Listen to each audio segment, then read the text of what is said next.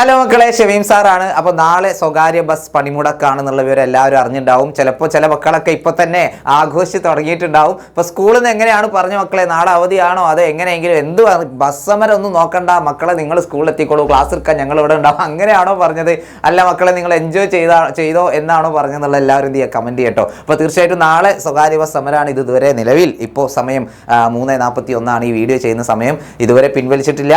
അപ്പോൾ തീർച്ചയായിട്ടും നാളെ സമരമാണെങ്കിൽ ചില സ്കൂളുകളിൽ അവധിയായിരിക്കും. പിന്നെ സ്കൂളുകൾ എങ്ങനെയാണ്, സ്കൂളിൽ നിന്ന് അധികൃതർ എങ്ങനെയാണോ പറയുന്നത് അതിനനുസരിച്ചായിരിക്കും കേട്ടോ. ഓക്കെ, ഷമീം സാർ അവധി പറഞ്ഞു എന്ന് പറഞ്ഞിട്ട് നാളെ സ്കൂളില്ല എന്നാരും വിചാരിക്കേണ്ട. സ്കൂളിൽ നിന്ന് നിങ്ങളുടെ ടീച്ചേഴ്സ് എന്താണോ പറഞ്ഞത് അതിനനുസരിച്ചായിരിക്കും കാര്യങ്ങൾ നടക്കുന്നുണ്ടാവുക.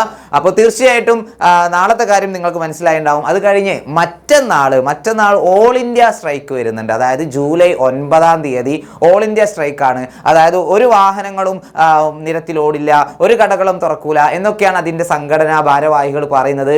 നിശ്ചലമാകും എന്നൊക്കെയാണ് പറഞ്ഞിട്ടുള്ളത്. അപ്പോൾ മേ ബി മറ്റന്നാളും ലീവ് കിട്ടാനുള്ള ചാൻസ് ഉണ്ട്. അതും എങ്ങനെയാണ് തീരുമാനിക്കേണ്ടത്, ടീച്ചേഴ്സ് പറഞ്ഞതിന് ശേഷം മാത്രം. ഓക്കെ, അപ്പോൾ ഇതേപോലെ അവധികൾ ഇങ്ങനെ വരുമ്പോൾ നമുക്ക് നമ്മുടെ കാര്യങ്ങൾ നടക്കണ്ടേ? പഠിക്കേണ്ട മക്കളെ, പഠിക്കണം, തീർച്ചയായിട്ടും പഠിക്കണം. അതിനാണല്ലോ എക്സാമിനർ ഉള്ളത് അല്ലേ? അപ്പോൾ തീർച്ചയായിട്ടും എന്ത് ചെയ്യുക, ഇതുപോലെയുള്ള സാഹചര്യങ്ങൾ വരുമ്പോൾ നമുക്ക് പഠനം മാറ്റി വെക്കാൻ വേണ്ടി പറ്റില്ല. എല്ലാവരും എന്ത് ചെയ്യുക, താഴെ കാണുന്ന നമ്പറിൽ കോൺടാക്ട് ചെയ്യുക, നമ്മുടെ ബാച്ചിൽ ജോയിൻ ചെയ്യുക. വീട്ടിലിരുന്ന് കൊണ്ട് അടിപൊളിയായിട്ട് നമുക്ക് എന്ത് ചെയ്യാം, പഠിക്കാം. ഓക്കെ, പിന്നെ ഓണപരീക്ഷ ഉണ്ട് എന്നുള്ള കാര്യം പറഞ്ഞു. ഓണപരീക്ഷയ്ക്ക് വളരെ കുറച്ച് ദിവസങ്ങളേ ഉള്ളൂ എന്നും പറഞ്ഞു. അപ്പോൾ ഇനി നമ്മൾ പഠിക്കേണ്ട സമയമാണ്. എല്ലാവരും എന്ത് ചെയ്യുക, അടിപൊളിയായിട്ട് പഠിക്കുക. എല്ലാവർക്കും ഓൾ ദി ബെസ്റ്റ്.